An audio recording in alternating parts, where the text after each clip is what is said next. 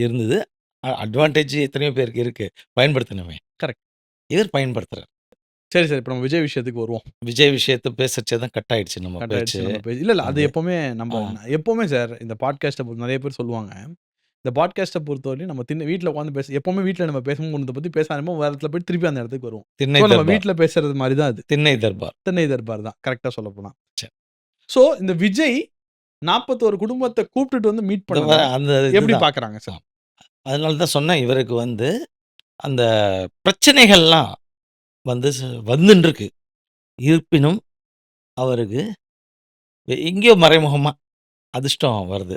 அப்போ இந்த ஆலமரம் அதெல்லாம் பத்தி நம்ம சொன்னது என்னன்னா, ஆளுங்கட்சி மட்டும் ஆலமரம் இல்ல.